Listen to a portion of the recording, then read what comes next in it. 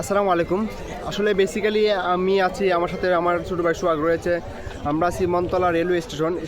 এটি আসলে হবিগঞ্জ জেলার মাধবপুর উপজেলার অন্তর্গত একটি রেলওয়ে স্টেশন, যে বেসিক্যালি আধুনিক যুগে এসেও যে যে আমাদের মনতলা রেলওয়ে স্টেশনটি এখনও আপনার পর্যাপ্ত পরিমাণ ওই রকম যাত্রীর যে একটি বসার ব্যবস্থা বা আসনের ব্যবস্থা বা রেলের যে আধুনিকায়ন যে অবস্থা, সেটি আসলে বিন্দুমাত্র কোনো পরিবর্তন হয় না বিগত কয়েক বছর ধরে। আর আর যে যখন থেকে ঢাকা সিলেট মহাসড়কের রাস্তার কাজে ধরেছে, তারপর থেকে আপনার যাত্রীর যে প্রচণ্ড চাপ।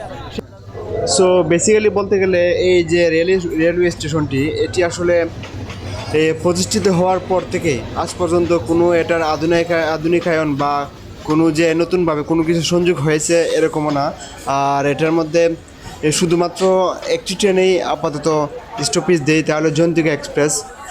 আসলে এই যে স্টপেজ, এই গাড়িটি আসলে এই অত্র এলাকার মানুষের তেমন চাহিদা পূরণ হয় না।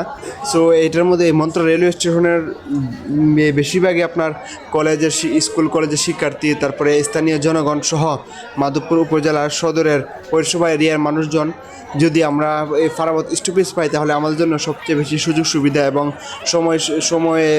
সময়ের যে একটা উপকার হয়। আর বলতে গেলে ফারামত এক্সপ্রেস যদি এখানে থামে আর আমাদের এই রেলওয়ে স্টেশনে যদি কিছু একটা উন্নয়নের অবকাঠামো নতুনভাবে সংযোগ হয়, তাহলে আশা করি আমাদের মন্ত্র রেলওয়ে স্টেশন এই বাণিজ্যিকভাবেও আমাদের রেলওয়ে কর্তৃপক্ষের মানে অনেক উপকার আসবে। তারপরে বাংলাদেশের বিভিন্ন বিভিন্ন বাণিজ্য খাতেও অবদান রাখতে পারবে। সো আশা করি এই রেলওয়ে কর্তৃপক্ষ বা রেল প্রশাসন মন্ত্রণালয় খুব দ্রুতই এটার একটি সুরাহা আমাদের মনতলা এলাকাবাসীকে বা মাধবপুর উপজেলাবাসীকে দিবে। সো সবাইকে ধন্যবাদ। আসসালামু আলাইকুম।